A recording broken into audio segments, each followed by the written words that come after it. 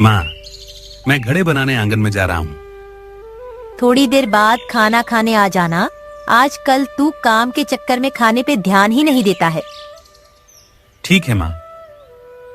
इतना बोलकर राजू अपने घर के आंगन में घड़े बनाने चला जाता है।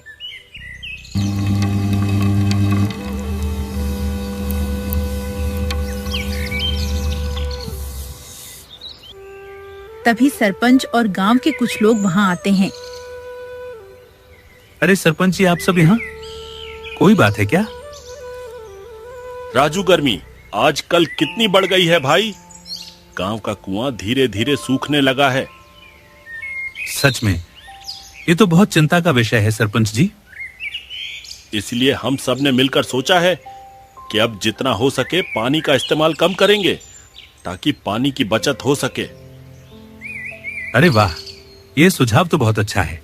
मैं भी अब पानी की बचत करूंगा। राजू भाई, अगर तुम सच में बचत करना चाहते हो तो कुएं के पानी का इस्तेमाल करके घड़े बनाना बंद कर दो। हाँ राजू भैया, आपके काम में पानी का बहुत इस्तेमाल हो जाता है।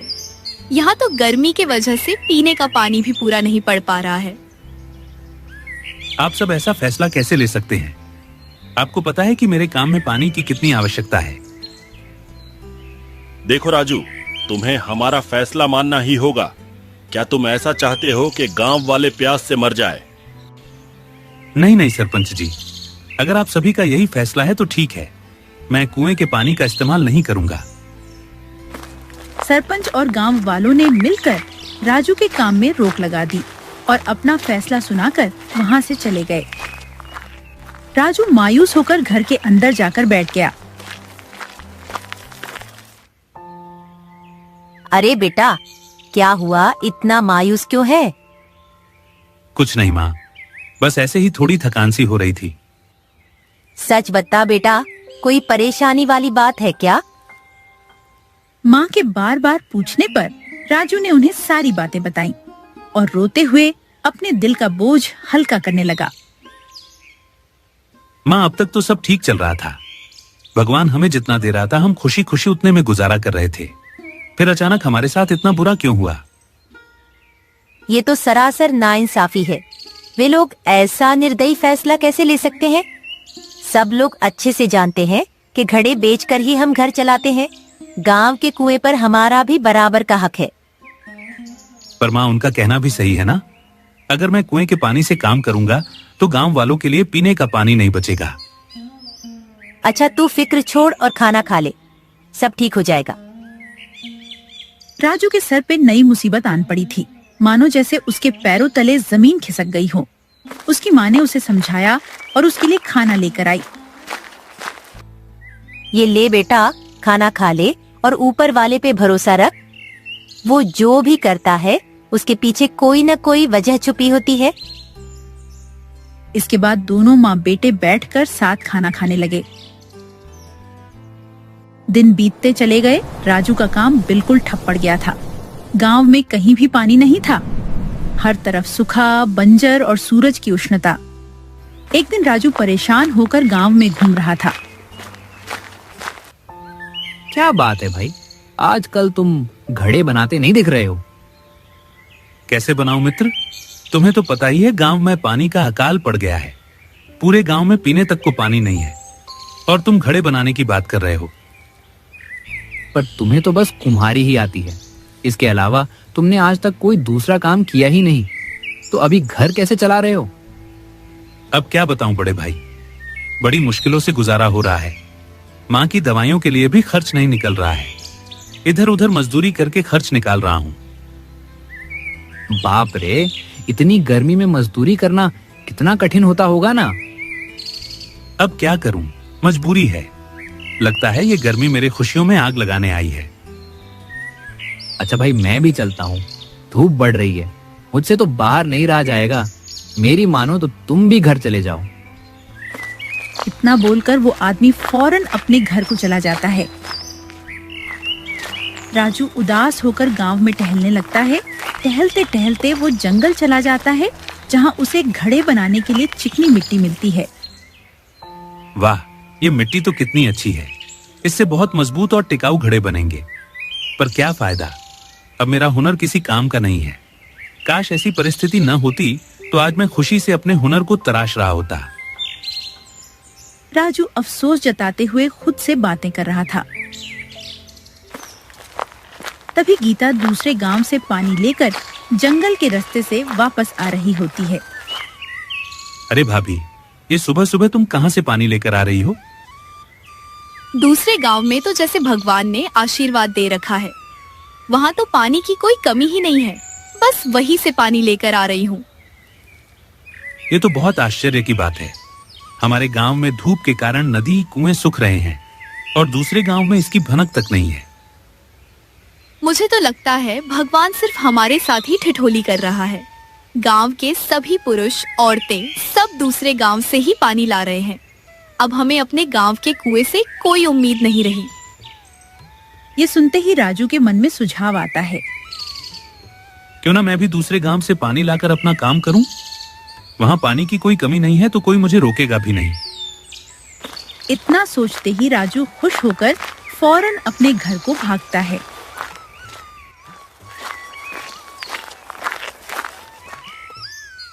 माँ, मुझे जल्दी से एक मटका दो।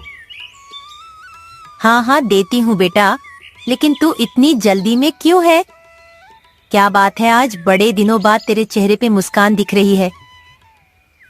खुशी की ही बात है माँ, आज मैंने पानी की समस्या का समाधान ढूंढ लिया है। ये तो बहुत अच्छी बात है बेटा, तू रुक, मैं अभी मटका लेकर आती हूँ। समाधान सुनकर माँ भी खुश हो जाती है। उनके मन में उम्मीद जगती है कि आखिरकार वो अपना काम फिर से शुरू कर लेंगे। माँ खुशी खुशी मटका लाकर राजू को देती है और राजू पानी भरने के लिए दूसरे गांव चला जाता है।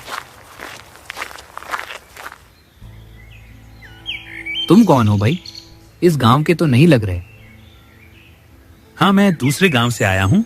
सुना है यहाँ के कुएं में भरपूर पानी है। हमारे गांव का कुआं सूख गया है, इसलिए पानी भरने आया हूँ। बड़े अफसोस की बात है भाई। अफसोस? अफसोस की क्या बात है? कुछ हुआ है क्या? अभी कुछ देर पहले पता नहीं कैसे हमारे गांव का कुआं भी अचानक सूख गया। तुम्हें पानी नहीं मिल सकेगा। ये कैसे मुमकिन है? मेरे गांव के वासी तो यहाँ से पानी लेकर जा रहे थे। हाँ, पर गर्मी इतनी बढ़ चुकी है कि एक ही झटके में सारा पानी सूख गया। अगर यकीन न हो तो खुद ही जाकर कुएं में देख लो। नहीं नहीं, जब खुद की किस्मत खराब हो तो कुछ भी हो सकता है। खैर, शुक्रिया भाई, तुमने मुझे पहले बता दिया, नहीं तो बेकार में उतनी दूर का धक्का लग जाता। इसके बाद राजू मायूस होकर वहां से निकल जाता है और जंगल में एक पेड़ के नीचे बैठकर भगवान से शिकायत करने लगता है। भगवान, तू मेरे साथ ऐसा क्यों कर रहा है? अगर कुछ ठीक करना ही नहीं था तो तूने मेरे दिल में झूठी उम्मीद क्यों जगाई? अब तक सब ठीक था। जैसे ही मैं पानी लेने गया मुझे निराशा ही मिली। आखिर क्यों? राजू कुछ देर वहीं बैठा रहा। वो अपनी उदासी में इतना खो चुका था कि उसे समय का पता ही नहीं चला। सूरज ढला और अंधेरा हुआ। अरे ये क्या, अंधेरा हो गया और मुझे होश ही नहीं है। माँ परेशान होती होगी, मुझे जल्दी घर जाना चाहिए। इतना बोलकर वो घर जाने के लिए उठा ही था, तभी उसे जंगल में एक सुनसान रास्ता दिखता है। ये रास्ता कहाँ जाता है? मैं तो एक बार भी इस रास्ते में नहीं गया। क्या एक बार जाकर देखूं यहाँ क्या है? राजू के मन में उस सुनसान रास्ते को लेकर जिज्ञासा जगी। वो बिना कुछ सोचे उस रास्ते पर चल पड़ा। वो कुछ दूर गया, तभी एक बुजुर्ग ने उसे आवाज लगाई। रुक जाओ, तुम कौन हो और इस रास्ते में क्यों आए हो? बाबा, मैं यही पास के गांव में रहता हूँ। मैं तो बस यूं ही यहाँ टहलता टहलता आ गया था। तुझे किसने कहा था यहाँ आने को? तुझे पता नहीं इस रास्ते में जंगली जानवर रहते हैं? क्या तुझे अपनी जान प्यारी नहीं, नालायक? ऐसी बात नहीं है बाबा, मुझे माफ करना, मुझे ये पता नहीं था। चल अब जा यहाँ से और दोबारा इस रास्ते पर आने का सोचना भी मत। पर बाबा, आप कौन हैं और फालतू में इतना गुस्सा क्यों कर रहे हैं? तुझे मेरी पहचान से क्या लेना देना है? मैं कौन हूँ इससे तुझे क्या? तू चला जा यहाँ से। बाबा गुस्सा करके राजू को भगा देते हैं राजू अपने घर जाकर चारपाई पे चुपचाप बैठ जाता है और बाबा के बारे में सोचने लगता है। आखिर वो बाबा कौन थे और उस रास्ते में मेरा जाना उन्हें पसंद क्यों नहीं था? राजू के मन में कई सवाल थे, पर जवाब एक का भी नहीं। राजू अकेला बैठा सब सोच ही रहा था। इतने में उसकी माँ उसके पास आती है। आ गया बेटा पानी लेकर। कहा माँ, पानी मिला ही नहीं। दूसरे गांव में भी कुआं सूखने लगा है। हे भगवान, पता नहीं ये गर्मी और क्या क्या मुसीबत अपने साथ लाएगी। एक समाधान दिखता नहीं कि 4 मुसीबतें और आ जाती है। मैं तो परेशान हो चुकी हूँ इस गर्मी से। माँ तू मायूस मत हो, एक न एक दिन सब ठीक हो जाएगा। दोनों माँ बेटे परेशान थे, पर एक दूसरे का हौसला बनी हुए थे। कुछ दिन बीते, गर्मी से गांव में इतनी हालत खराब हो गई कि अकाली पड़ गई। अब तो गांव में एक बूंद पानी नहीं बचा। धूप इतनी कड़ी थी कि लोगों ने घर से बाहर निकलना बंद कर दिया। अपने हंसते खेलते गांव को सुनसान देखकर राजू तो जैसे मुरझा ही चुका था। न जाने मेरे गांव को किसकी नजर लग गई है। एक समय मेरे गांव में चारों तरफ खुशियां और हरियाली छाई हुई थी, पर अब जिधर देखो उधर बस उदासी और मायूसी के सिवा कुछ नहीं बचा है। राजू अपने गांव के चौराहे पे खड़े होकर गांव को निहार रहा था। तभी सरपंच जी पसीने से लथपथ वहां आते हैं। सरपंच जी, आपको क्या हुआ? आपकी हालत सही नहीं लग रही है। मेरी क्या, इस गांव में किसी की भी हालत सही नहीं है। लोग प्यास से तड़प रहे हैं, पर पानी कहीं भी नहीं मिल रहा है। हम सब तो बूंद बूंद के लिए तरस चुके हैं। सच में अब तो ऐसा लग रहा है जैसे गांव में मातम छाया है। अगर ऐसा ही चलता रहा तो गांव में सच में मातम छा जाएगा। लोग बीमार हो रहे हैं। मैं तो चला घर इस धूप में बाहर रहा तो प्यास और गर्मी मेरी जान ले लेगी। इतना बोलते ही सरपंच बिना एक क्षण की देरी किए अपने घर भाग जाता है। फिर शाम होते ही राजू भी अपने घर जाता है, जहां उसकी माँ कमजोरी की हालत में चारपाई पे लेटी हुई थी। माँ तुम्हें क्या हुआ? तुम ठीक तो हो ना? कुछ नहीं बेटा, बस थोड़ी नींद आ रही है। मुझसे झूठ मत बोलो माँ, कमजोरी की वजह से तुम बीमार हो गई। पानी की कमी ने अब सबको बीमार करना भी शुरू कर दिया। भाग्य के आगे कौन टिक पाया है बेटा? अगर भाग्य में प्यास से दम तोड़ना लिखा है तो इसे कोई नहीं बदल पाएगा। हम बस प्रार्थना कर सकते हैं, इससे ज्यादा कुछ करना हमारे बस में नहीं है। नहीं माँ, मैं हाथ पे हाथ धरे नहीं बैठूंगा। मैं भाग्य से लड़ूंगा। सिर्फ प्रार्थना करके बैठे रहना समस्या का हल नहीं है। बेटा तू जाकर आराम कर, मैं बिल्कुल ठीक हूँ। माँ अब वक्त आराम करने का नहीं है। तुम अपना ध्यान रखो, मैं जा रहा हूँ। अब तो मैं उपाय लेकर ही घर लौटूंगा। बेटा पर तू जा कहाँ रहा है? माँ मुझ पर विश्वास रख, मैं जल्द ही घर लौट आऊंगा। राजू ने सब ठीक करने की ठान ली। उसे पता नहीं था कि आगे क्या करना है, कैसे पानी की समस्या का निवारण करना है। फिर भी वो बिना घबराए सबके हित के लिए घर से निकल पड़ा। कुछ दिनों तक वो गांव-गांव भटका, पर कहीं भी पानी नहीं था। आसपास के सभी गांव में अकाली ही छाई थी। घूमते घूमते वो जंगल में ठहरा। कहीं भी पानी नहीं है। दिन ब दिन गर्मी बढ़ती जा रही है। अब मैं अपने गांव के लोगों को कैसे बचाऊं? क्या करूं? इतने दिनों तक भूखे प्यासे घूमने की वजह से राजू बहुत कमजोर हो चुका था। उसके कपड़े फट चुके थे। उसके शरीर ने उसका साथ छोड़ दिया था। फिर भी उसने हिम्मत नहीं हारी। वो पानी की तलाश में जंगल में घूम ही रहा था। तभी बाबा के चिल्लाने की आवाज आती है। हे प्रभु, मुझे बचा ले, मुझे बहुत दर्द हो रहा है। राजू ने चीखने की आवाज सुनी। फिर वो भागते हुए बाबा के पास आया। बाबा के पैरों में गुम चोट लगी थी, जिससे उसके पैर में नील पड़ गया था। बाबा आपको चोट कैसे लगी? मैं जंगल में घूम रहा था, तभी कुछ जंगली जानवरों ने मुझ पर हमला कर दिया। ये सुनते ही राजू ने अपने कुर्ते से थोड़ा कपड़ा फाड़ा और बाबा के पर में बांध दिया, जिससे बाबा को थोड़ी राहत मिली। बाबा अब आपको कैसा लग रहा है? तुम्हारा शुक्रिया बेटा, अब मुझे बहुत अच्छा महसूस हो रहा है। मैं तो बिल्कुल लाचार हो गया था। तुमने वक्त रहते मेरी मदद करके मेरी जान बचा ली। अच्छा बाबा, एक बात बताइए, आप इस जंगल में क्या करते हैं? बताऊंगा बेटा, सब बताऊंगा।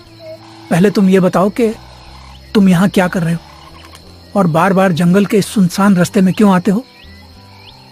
बाबा, मैं पानी की तलाश में गांव से निकला हूँ। मेरे गांव के लोग प्यास से तड़प रहे हैं। उनकी यह हालत मुझसे देखी नहीं गई, इसलिए मैंने ठान लिया कि जब तक मैं पानी की मुश्किल दूर नहीं करूंगा तब तक घर नहीं में कदम नहीं रखूंगा। अच्छा, मेरे साथ चलो। पर कहां बाबा जी? चलो तो तुम्हें वहां तुम्हारे सारे सवालों के जवाब मिल जाएंगे। राजू ने बाबा की मदद की थी, इसलिए बाबा उससे बहुत खुश थे। वे उसे अपने साथ उसी सुनसान रास्ते पर लेकर जाते हैं। कुछ दूर जाने के बाद वे दोनों एक कुएं के पास पहुंचते हैं। उस कुएं में पानी भरा हुआ था, मानो जैसे वहां गर्मी का कोई असर ही नहीं हुआ हो। ये लो बेटा, आज से ये कुआं तुम्हारा हुआ। तुम जितनी मर्जी यहाँ से पानी ले सकते हो। अब मैं तुम्हें कभी नहीं रोकूंगा। तुम्हारी तलाश आज पूरी हुई। पानी देखकर राजू के मन को संतुष्टि होती है। वो बहुत खुश हो जाता है। बाबा, आप कौन हैं और इस कुएं का क्या राज है जो आप मुझे यहाँ आने के लिए रोक करते थे? मेरे पूर्वज इस जंगल के रक्षक थे। ये जंगल ही उनका घर हुआ करता था। मैं यही पला बड़ा हूँ। इस जंगल से मेरा दिल जुड़ा हुआ है। पहले के समय में ऐसे ही अकाली छाई थी, तब मेरे पूर्वजों ने मिलकर ये कुआं खोदा। अच्छा, तो इसलिए आप इस जंगल में ही रहते हैं? हाँ बेटा, मैं नहीं चाहता था कि कोई इस कुएं तक पहुंचे। ये कुआं मेरे पुरखों की निशानी है। जिस हाल में अभी लोग हैं, उन्हें इस कुएं का पता चला तो वो पानी के लिए नीचता पे उतर आएंगे। इसलिए मैं लोगों को यहाँ आने के लिए रोकता था। पर तुम स्वार्थी नहीं हो। दूसरों के लिए इतना कष्ट झेल कर यहाँ तक पहुंचे हो। शायद भगवान भी चाहता था कि इस कुएं का शुद्ध पानी तुम्हें मिले। आखिरकार राजू को उसके सब्र का फल मिला। उसका घर से निकलने का त्याग व्यर्थ नहीं गया।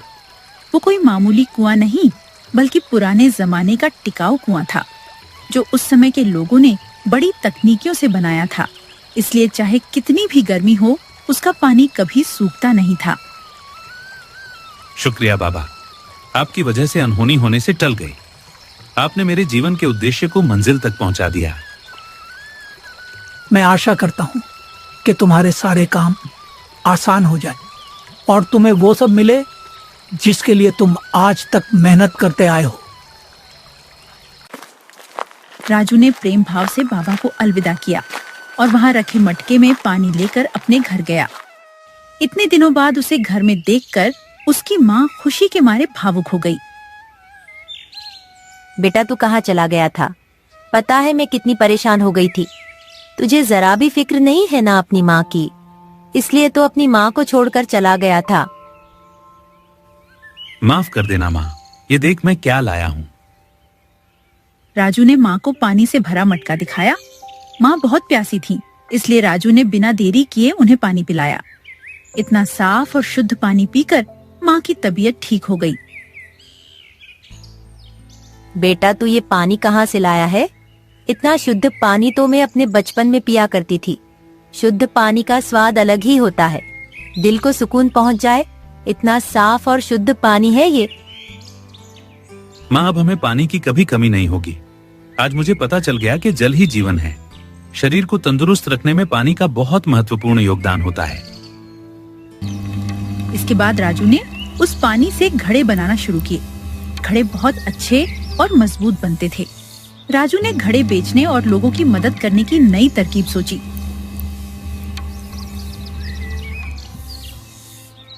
वो घर घर जाके अपने घड़े कम दामों में बेचने लगा, लेकिन वो घड़ों में पानी भरकर दिया करता था। वो पानी के पैसे नहीं लेता था। लोगों के घरों में शुद्ध पानी भी पहुंच जाता था और राजू की कमाई भी हो जाती थी। सरपंच जी, ये लीजिए आपका घड़ा और पानी। मानना पड़ेगा, तेरी समझदारी को एक तीर से दो निशाने लगा लिए तूने। अपने घड़े भी बेच रहा है और लोगों की दुआएं भी बटोर रहा है। जो कुछ भी हो रहा है उसमें प्रभु की बहुत बड़ी लीला छिपी है। वो कहते हैं ना, जो होता है अच्छे के लिए होता है। राजू, मुझे माफ करना, मैंने तुम पर रोक लगाई थी। उस बात का बुरा तो नहीं लगा था ना तुम्हें? अरे नहीं नहीं सरपंच जी, आप गांव के सबसे जिम्मेदार आदमी हैं। आपने जो किया गांव वालों के हित के लिए ही किया। मेरे मन में उस बात का कोई बैर नहीं है। सारी रंजिशें दूर हुई। राजू ने अपनी हिम्मत और लगन से गर्मी को मात दी। वो सबका चाहीता बन गया। आसपास के गांव वाले भी उससे घड़े खरीदने लगे। सबकी पानी की समस्या दूर हुई और धीरे धीरे राजू अच्छा खासा धनी आदमी हो गया था।